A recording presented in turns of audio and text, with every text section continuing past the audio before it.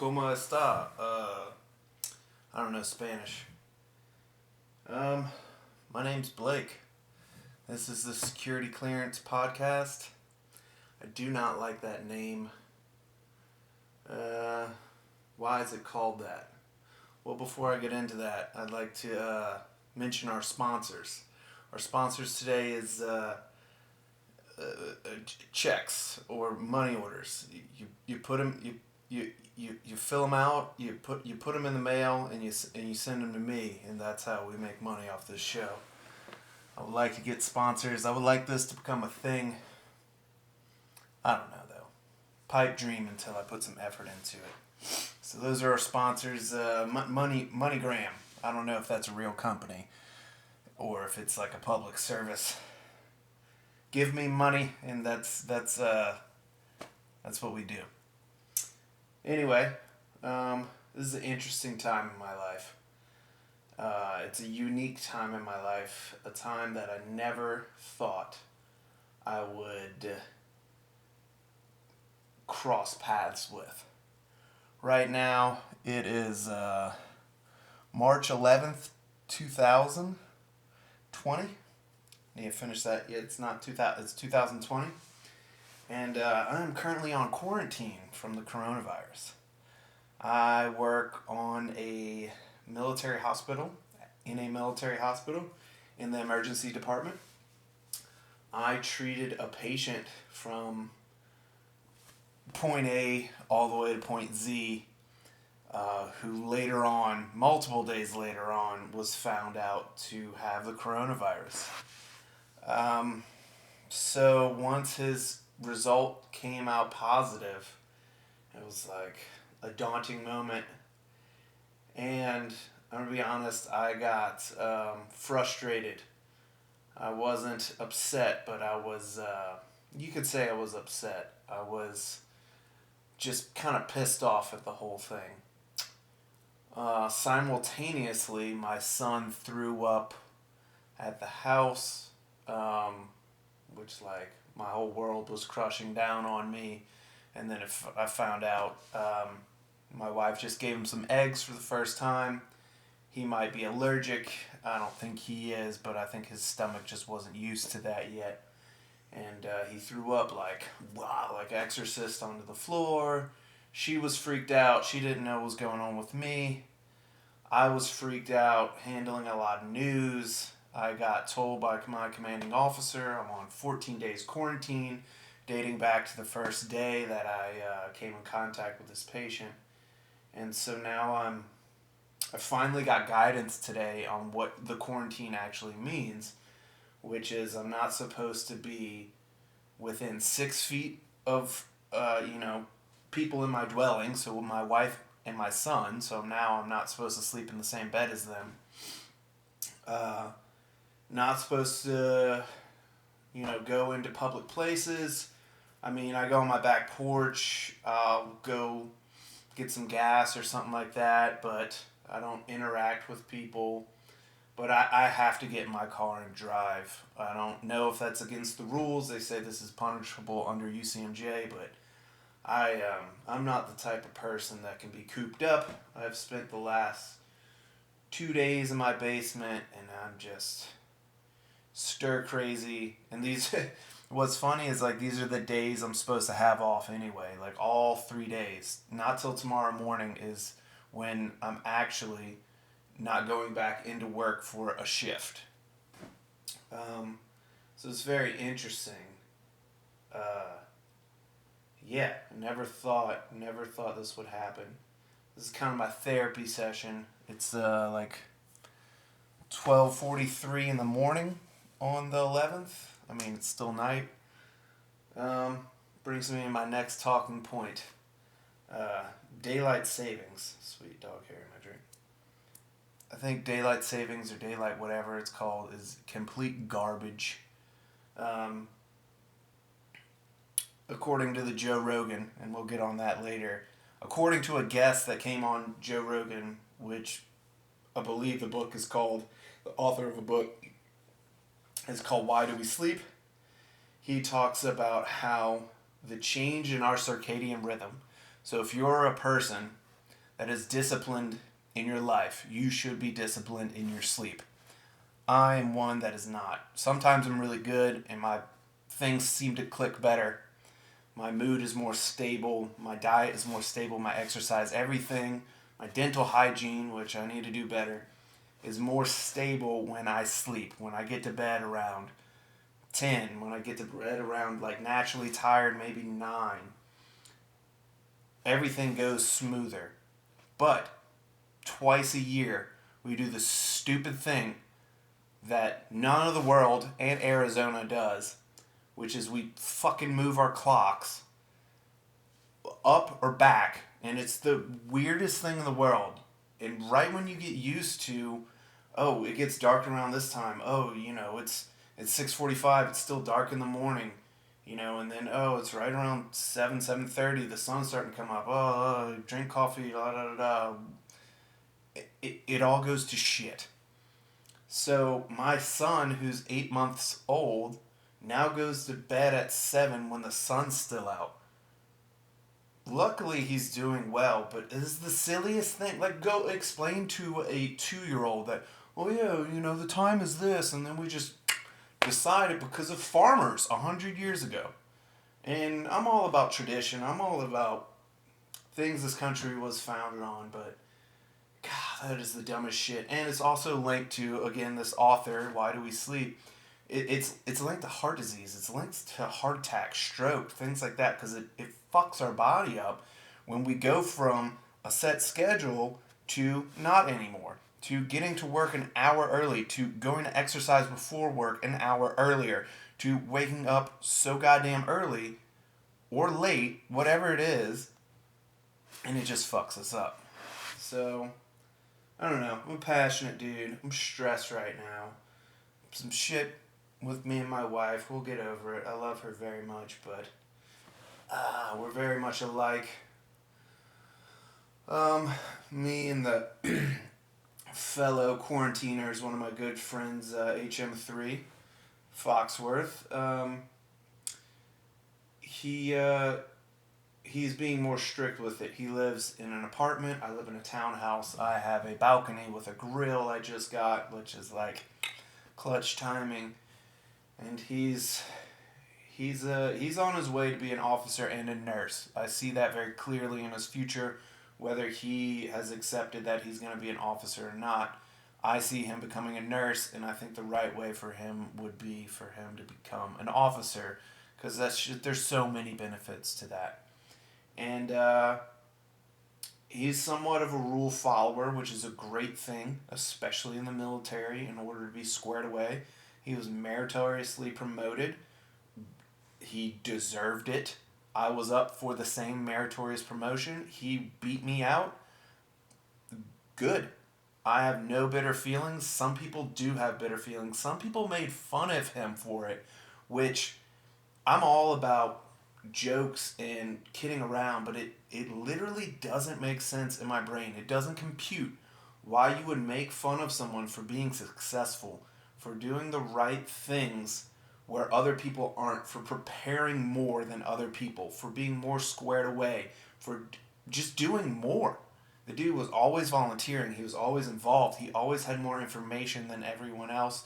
He was guiding people. The only thing he didn't have the first time he came up for this meritorious promotion was leadership, and it's very hard for us Navy at the Joint Army, Navy, Air Force Command to get leadership because Army's automatic E4. Automatic E4, where it's the biggest hurdle for us corpsmen to, and I say corpsmen because corpsman medic, it's interchangeable. Paramedic, that's a little different, but honestly, we have a lot of the same skills. We just don't have as much training in emergency medication right now. Give that person that. They do, we just don't have the opportunity. And a nurse or doctor takes over immediately in a resuscitation. But anyway, I digress. Army's automatic E4, so long as they don't screw up, called a specialist. It's not an NCO, but a corporal is an E4 for the Army, which is an NCO. Apparently that's a slap in the face. And, we're trying our damnedest. We're trying to get promoted, and these specialists who have been there before us, who know a lot more than us because they're at this command for 3 to 4 years, 5 years, and we're here for 2 years and we're gone. We're going to our next rotation. But for them, they're automatic. And for us, like even in the Marine Corps, which I was in, that's just not automatic. And E4 is a huge deal in the Marine Corps. You have the potential to do a lot as a corporal. You are respected. You're a fucking NCO, and that shit was a big deal to me. And in the Navy, it's a deal.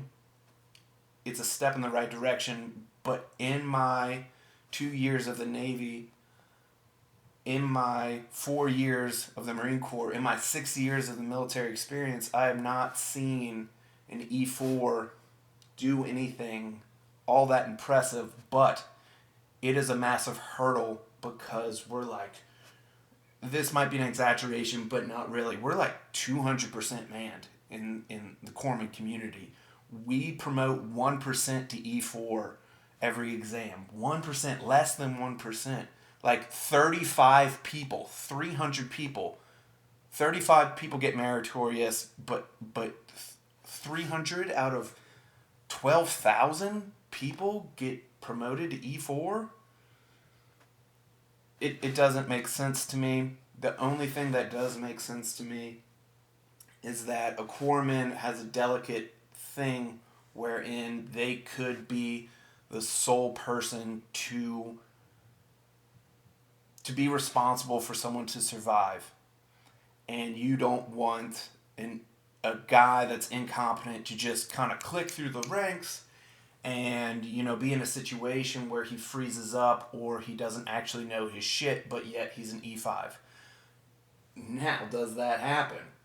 Yes. I haven't witnessed it, but I have witnessed sergeants. I have witnessed Army sergeants that don't know what they're doing.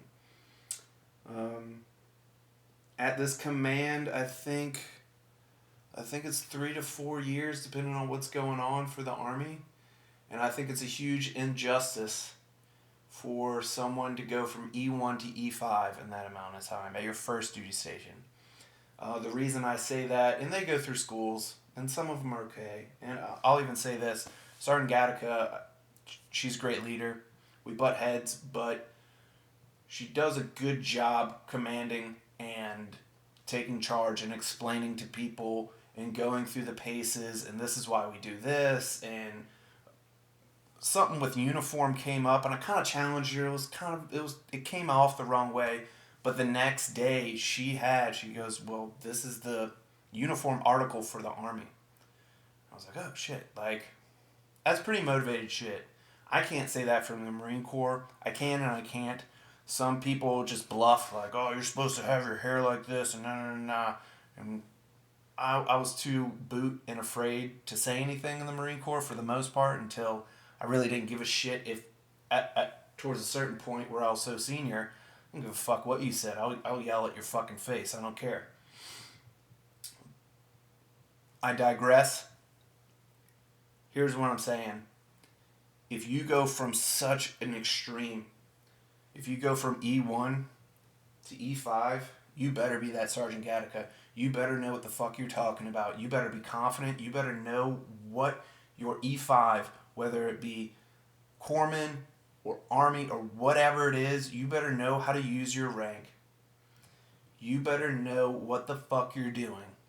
Because that is a big rank. That rank can talk to all the way the fuck up there people and have some baseball hitting weight to your bat. I don't know if that was a good analogy. It probably sucked. But even as a corporal, man, even as a corporal in the Marine Corps, once I got that, and it didn't go to my head, I didn't start fucking yoking people on. I actually got more relaxed. But with that, I knew that if I said something to someone and it was a serious thing, it wasn't me just joking around, which happens a lot in the military.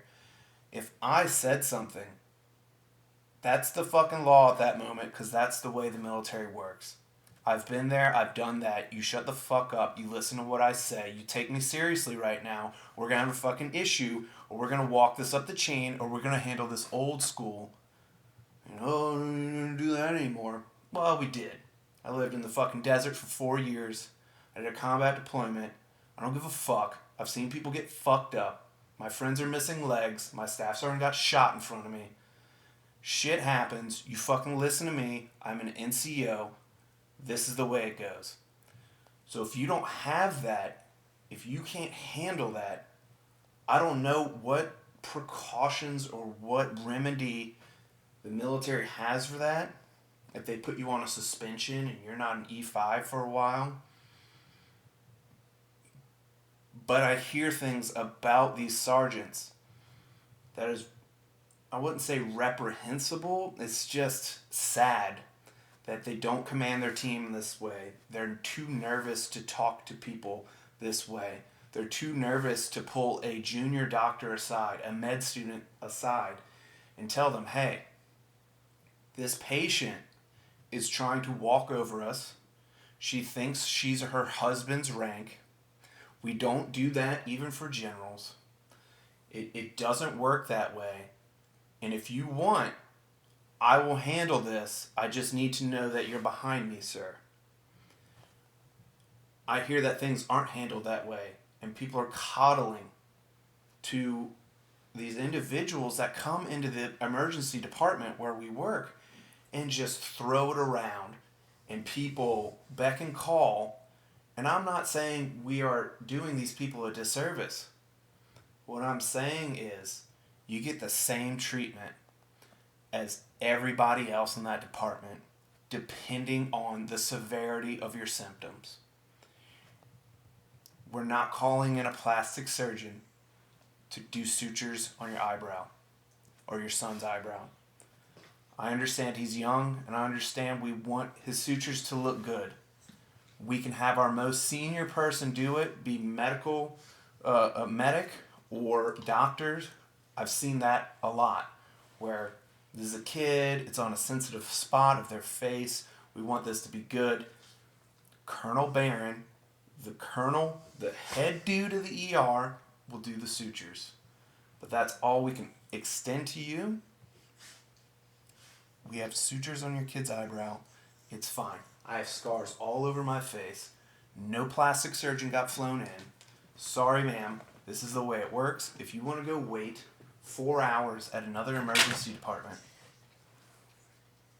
you're welcome. But at that time, the cut's going to be too old, and it's not going to work. And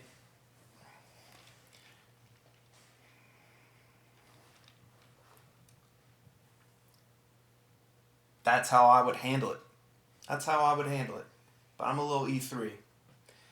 I'm a little E3 because the Navy gave it to me a little bit. Now, I did 4 years in the Marine Corps. I did them honorably. Good conduct. Promoted on time. Machine gunner. Promoted corporal. I stepped away. Thought about re-enlisting. I decided very matter of fact when I was in Afghanistan and I heard that my previous gunnery sergeant killed himself while back home. That dude at the time was the toughest mofo I ever met. And I said to myself, if that man succumbed to that, I'm not that quality of man. He has made accomplishments that I have not. He is tough through. He has done, I think he was, it was Gunnery Sergeant Love, rest in peace. I think he was a crazy fast, I think he was like a 10-year gunnery sergeant. I know he was drill instructor of like the decade. I think that means 10 years. Drill instructor of the decade at Parris Island. He's a fucking cool dude. We all respected him. And when I was in Afghanistan, he was back home. He wasn't a part of our company anymore, and he killed himself. And I remember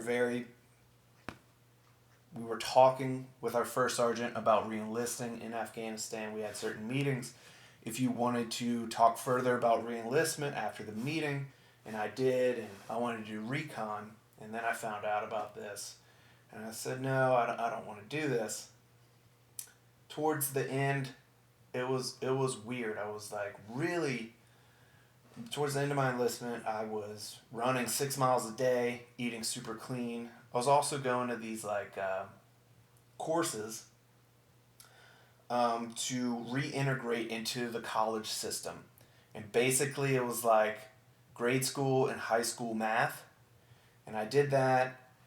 And at the end, you have like a test out. I never got my test out grades. I really didn't want to know. I was too nervous, even though I was pretty good at math. I felt like I got actually dumber in the Marine Corps. And then right after that, I went into the grammar part, the English writing part for college. And then my brother died. So I dropped out of that. Of course, our people were cool with me dropping out, because usually it's like, oh, you committed to something, you do it, our money went to this, and I don't really think any money went to it because it was like a free program, but they weren't cool about you like dropping out. One of my buddies dropped out of paramedic school.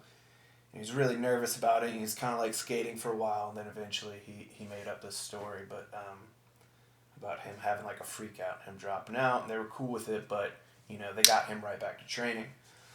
Different circumstance for me. My brother died, and even more so, that definitely reinforced me getting out. I was going to move to the Bay Area where my brother and his wife lived, my other brother, and I decided to go home, take care of my brother's dog until his ex, who he used to own the dog with, moved back, and the dog ran away. Fucking weird story. Anyway. Yeah. So, just ranting a little bit, drinking a little bit. Been drinking a good bit. Was on a good diet for a while, on a good streak of discipline. I was everybody calls it the Joe Rogan diet now, but it's Sean Baker, I believe. The carnivore diet. And I tried it right when I got to this command. I think I tried it in like January, because I think that was like, oh, it's a new year, I'm gonna try this diet. I was eating steaks. My wife was helping me cook them, and then like I'm just like shitting water. I'm sorry if anybody's watching this. I'm sure no one is, but I'm just shitting water. I'm like, oh, I'm doing something wrong here, so it stopped. Well, it comes to find out that that's normal. And so I did, I started February 1st legitimately. I did it up until January 27th, when I flew home to Louisiana to hang out with my family, which was a pretty good time.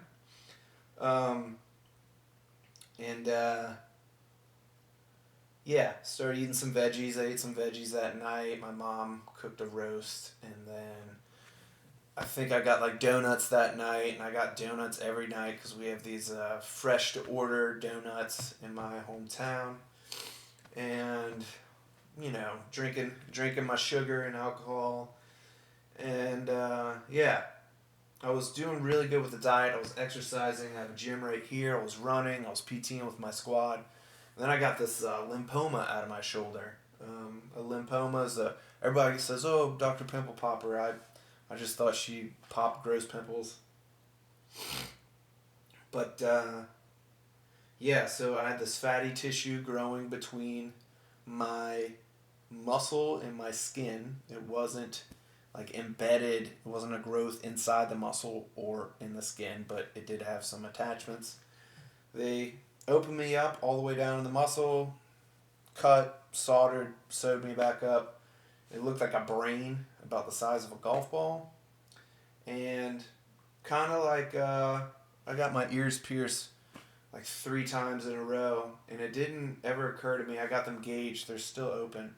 It didn't occur to me that it's a very delicate thing if you get your ears gauged. Now, I think with like smaller little needle ears pierced, that the risk of infection, the risk of it getting to your brain, or the risk of infection and it spreading into your, this open cavity. And I've treated people, I've put incisions in people and pushed out pus and then stuffed it with antibacterial gauze, and the wound has already started, and we just relieved all the infection, and now the wound has to basically fill itself from the inside out instead of everything just marrying back together and just healing. So that took me out of my PT program. I wanted to start jujitsu, and then I can't do that with like these sutures in my shoulder. I think I ran maybe a little bit, but I don't really think I ran at all. And then, I go home to Louisiana, then I get this tattoo, I'm working on my sleeve, and then I can't go to jiu-jitsu. I work out a little bit, and then coronavirus, which is awesome. Now, coronavirus I don't think is as big a deal. I'm mainly concerned about my son. I don't want to get him sick, but one of the doctors for sure, but I think a couple of people kind of reassured me that it doesn't really affect children. And I don't think it's affected me, but I know things to look out for is flu-like symptoms, which is temperature, a cough, upper respiratory infection, yada yada. And I feel like maybe it's pseudo, but like right now I'm talking and my throat's a little aggravated. I don't know though. When you try and scratch your throat. It's a weird thing. I was definitely upset about it. One of the officers tried to talk to me about it. We talked about all sorts of random stuff. He kind of followed me in the break room. He's like, "What are you upset about?" And I couldn't really express myself, but what I was upset about maybe is that I see these doctors put on these masks everywhere they go, even when the coronavirus wasn't a thing. They walk into these rooms, and and maybe what I was upset about is I don't do that. I just go into a room, but also I don't read every single chart. Our sergeant's pretty good about reading a lot of the charts, but when we have these pregnant co-workers, they're very good about letting her or us know that, hey, don't let her go into this room with the person might have suspected SARS or skin thing or shingles or whatever. I think I was a little upset about the fact that we didn't get that heads up. We have all these nurses that are asking our doctors or other nurses at our changeover meetings. And I'm getting frustrated because these nurses who have college degrees, who have nursing school degrees, who have whatever you call it, who have gone through a vetting process and are hired at this very good hospital, making, I think on average, they make above $100,000. And most of them are married. And they make a good living. To be medical professionals, to know more than me. And they're sitting here asking our colonel, asking our head nurse, what did we do in this? And I just wanted to yell, apply your medical professional knowledge. What do you think we're supposed to do? If the person's coughing, get them a mask. If they travel outside of the country, self-quarantine them somewhere. Put them somewhere. Alert someone. Get them away from the general public. And that's kind of one of the things that I was upset about, though I wasn't very good at emoting it at the time. Just pretty frustrating that happened. And so I forget which nurse told me, but someone kind of flopped a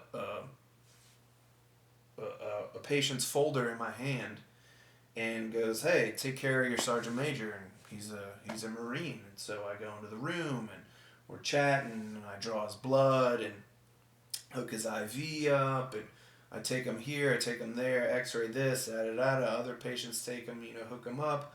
He coughs, and no, don't worry about it. It happens all the time. I get coughed on a lot, yada yada. And then I get his discharge, and he just gets diagnosed with a benign rash, and we send him away. And his triage notes, the dude went to Asia, stopped by in Cambodia. No, Ethiopia, I don't know. And, he's not feeling well. Those few things should already be flags that, hey, this person needs to be in room 26, 25, the negative pressure rooms, where we don't recycle the person's air into the rest of the hospital.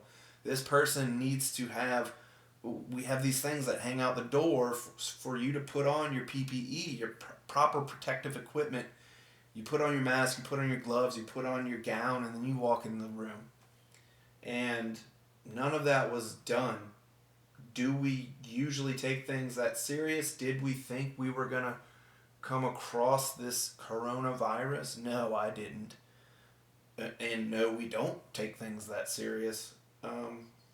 So that was all very frustrating. And then my wife is texting me all as, we have this night changeover, which never happens. And I get the announcement I'm supposed to stay at my house for the next, I think, 11 days, because 3 days had already spent. It's supposed to be a 14-day quarantine. And, I'm freaking out about my son, and my son's throwing up, and I'm just like, oh my God, my son got the coronavirus, da da da. I don't believe that to be the case. I don't think I'm sick, though I have to report in to my staff sergeant morning at 8 a.m. with the temperature and anything to report, like say I have a sore throat, a little bit of a sore throat, but I think that's just because I'm drinking too much and yada yada, not hydrating. And then also at 3 o'clock or 1500 I have to do the same thing. And then we finally got the parameters set that, hey, you're not supposed to go out in public, you're supposed to stay 6 feet away from your loved ones. Your loved ones aren't quarantined. You're not supposed to share things like drinks. You're supposed to cook your own food, clean all the surfaces. Pretty normal shit, but yeah, that's what's going on. Interesting thing, if I die, I don't think I will. Any loved ones die, I don't think they will. I love you. That's my last words. A little bit of venting coming out, but I genuinely care about my friends and family. They've always been a great help to me. Me and my wife are a little bit at each other these last couple days, but it's because we both have mounting pressure on each other. She takes care of my son morning till night. She wakes up with him. She takes care of him at night. She does such a good job with that, and then she also works her job from the house, and then I go off on these 12-hour shifts, and I don't get to see my son, and now I'm in a state where I'm not really supposed to be around him, even though I was around him for the first 3 days after exposure to patient 0 of our hospital. So it's a gnarly situation. I don't dig it. Everyone at the hospital was like, oh shit, at the emergency department was like, oh, I think I saw that patient. I went 14 days off. For me, this is hell. And, I do go out a little bit. I don't interact with people. But I go for runs or whatever, or go grill on or go take a drive or something. But I hate this shit. I can't. For me, and my wife got a little bit mad at me that Christmas Day I went with my sister-in-law to go see Star Wars because I can't be cooped up all day. It's like a little claustrophobic. Like all the businesses are closed except for like movie theaters and like Chinese restaurants and gas stations. And you're supposed to stay inside all day and you're supposed to spend time with people all day, which is great. I love that. But usually during the holidays, I've spent the past 5 days, past 7, maybe 2 weeks with these people, and now I'm supposed to really really soak it all in that day. and you have these events, you have gift opening at whatever time you do it, whether it's at midnight, and then you have like dinner, and then you have other guests come over, and it's like, oh. You know, my friend Christian talked to me when I was back home in Louisiana, um, about, he's like, dude, you just look pissed. I was like, I'm not pissed, but, you know, I'm tired. He goes, yeah, but, like, we're all here for you at this crawfish boil. It's like a barbecue. And he's like, we're all here, you know, we want you to be happy and joyful, and you just look, you know, you have like this resting bitch face. I was like, yeah, but I'm not upset. I'm not mad at anyone at all. It's just the way my face looks. And people say that to me at work. They're like, man, you look like pissed off.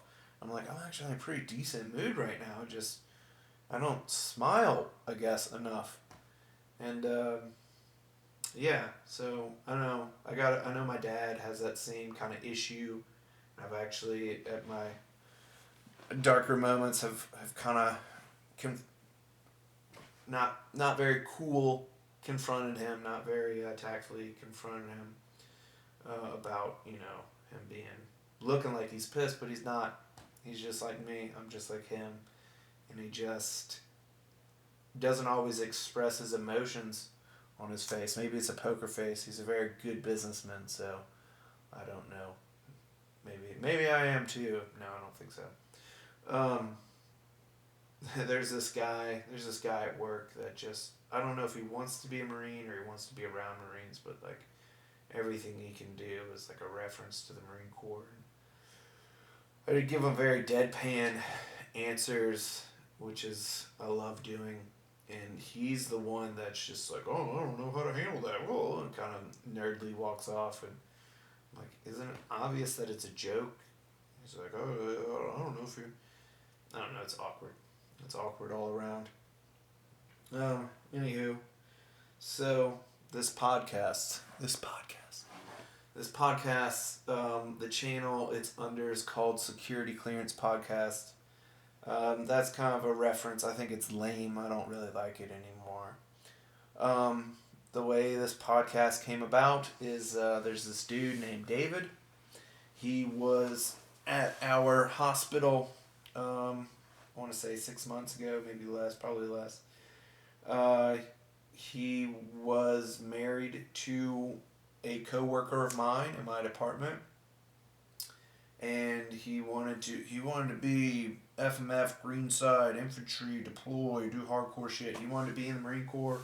He got denied because of his tattoos, and he's like, yeah, these tattoos are like, have, you know, rest in peace, blah blah blah, from the Marine Corps.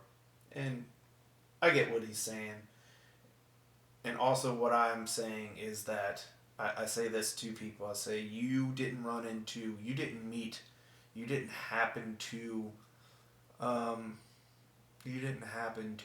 network yourself into a recruiter that needed a body to process for his numbers, for his quota, or you didn't run into or happen to come upon a recruiter that is good at recruiting, that is good at paperwork. The reason I am in the Navy is because my recruiter, two of them, worked together, were fucking badass, and did a bunch of fucking extra paperwork to get me into the Navy, into BUD/S. Ultimately unsuccessful, but 80% of us are.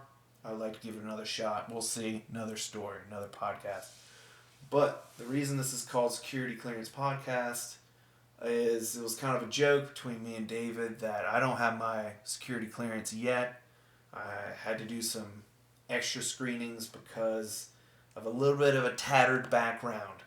A security clearance basically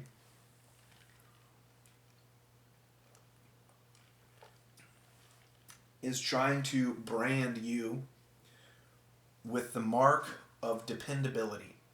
That this person, given a certain set of information, isn't going to run or accidentally or be leveraged to give that sensitive information out to the world, i.e. patient information, specifics. Like I said, a bunch of broad shit, but that's all things. And I actually met this very high-ranking, I think he's an Air Force colonel or maybe even higher, like I think they're generals in the Air Force. But he would tell us all this stuff. I was like, sir, I don't think you're supposed to be telling this. He's like, it's all things you can find on Wikipedia. I was like, oh, okay. Weird. But, yeah, so you can be in a special organization and be pending a security clearance. And to them, that's basically good enough. It is innocent until proven guilty, which is weird. My thing is kind of bar brawls and some illicit drugs and yada yada. Yada yada yada. Just brush right over that. I don't really want to say everything on the internet. But, yeah, it's weird. So there are certain Army individuals that are going through sex changes, literal sex changes, and retaining their security clearances. And say what you want about that, but I do know you have to do extensive counseling before you can get a sex change operation. They don't just do that willy-nilly, no pun intended. But my whole thing is like, yo, you got that going on, but me and my, like, minuscule shit, it's still pending. And I think at this point, because I did some further vetting, they contacted me. I did an interview with the doctor on, like, oh, are you mentally stable or not? And it all went well. And I think at this point, it's probably just the Navy. I might have a clearance already. I think it might be just the Navy hasn't processed it yet. Like, it took me a year to get my Marine Corps awards established, and as you know, I still don't have a reflection of the 4 years I've done in the Marine Corps on my Navy official record. I'm an expert in rifle and pistol according to the Navy, but I don't have a pistol qual, and I've qualified twice with a pistol, and none of that's required for the Navy to be in the Navy. You don't need a rifle or pistol qual. But I took it upon myself to make sure I got those. And none of them have processed to my official folder. According to my official folder, I'm going to be processed out and not eligible for orders. Because I'm not an E4 yet, which I'm supposed to be an E4 already. So we'll see about that. So that's why it's called security clearance. I mean, ultimately, Ultimately, why I'm doing this is, why else? Because fucking Joe Rogan. It's interesting, Joe Rogan. People think I have such a boner for him, but it's not necessarily him. It is a lot of him, but it's not necessarily him. I don't watch every single episode. Like today, some dude from infectious diseases, coronavirus, blah, blah, blah, blah, came on, and it was just all too surreal. And honestly, they kind of brushed over the coronavirus and talked about, like, kind of like a mad cow disease for deer. And apparently people eat the deer anyway, and it's been tested for this disease, and they're fine. And this doctor, I don't know. But I say this is because Joe Rogan, because what did Joe Rogan do? Joe Rogan started with technology worse than this. Way worse than this. If you watch his very first podcast, it's awful. It's a computer, I'm pointing to my computer, it's a computer webcam, probably one of those chinky old balls that go on top of your computer, and you and it's a real choppy frame rate, and yeah, it's real shitty, and it's in his house. And he could afford a camera. Back then, he had I think an $8,000 camera, and it's like kind of a bigger thing. I remember my brother having a camera. He would spend like a lot of saved money and certain credits he would have with my family, with my parents on, and I remember one went out of date really quickly, and then one broke, and it's like, now we have way, way, way better technology on a phone, and this microphone right here that I think I spent like $250 on, and spend a little bit more on these stands. And what was really, really frustrating is trying to get this separation with a cord long enough. And I bought this, like, especially from Europe, because they don't offer it in the United States. And then I tried all these different extensions, and none of it was the right link up. And bought another cord from this company, or I think it wasn't from this company, but like everything matched up. It was a right micro USB to da da da. I spent like $50 trying to get it here. I get it here, and it doesn't work. It was very frustrating, but it's pretty cool. You can do a podcast. I don't know anything about editing. I'm not going to edit these first couple, especially the one with David. I don't really think we said anything wrong. We mentioned a couple people's names. They will all have left the command, and I don't think it matters. And I think their names are very generic anyway, that there's probably 50 of those person last name in the military. So I don't know how to edit yet, but I know there's certain people, and I'll get back to Joe Rogan later. I know there's certain people that have gone, like this dude Tavarish. Shout out to Tavarish and his other channel, Wrench Every Day. The guy lives in Florida. He's a novice, I guess, mechanic / bodyman. He is, I don't know if he came from money or what, or if he had like startup money from his parents or what, but ultimately he took a risk, and he's got a whole garage full of cars. He works on these cars. He goes to car shows. He owns 2 Lamborghinis. He owns a Supra, which is probably worth over $100,000. It's just old Jake down there getting used to I moved some chairs. Oh my God, please don't knock anything over. Hey, bud. I'll take you out in a bit. Anyway, the dude's living is making videos on YouTube, and they're edited extremely well. I just think about this, about the time lapse, and then going over and combing the video and creating content. Steven Crowder talks about that. Steven Crowder is this controversial right-wing dude. Some of his stuff's pretty funny, but he just talks about producing content. Producing so much content that it can't get taken off YouTube fast enough, because he's constantly producing it. And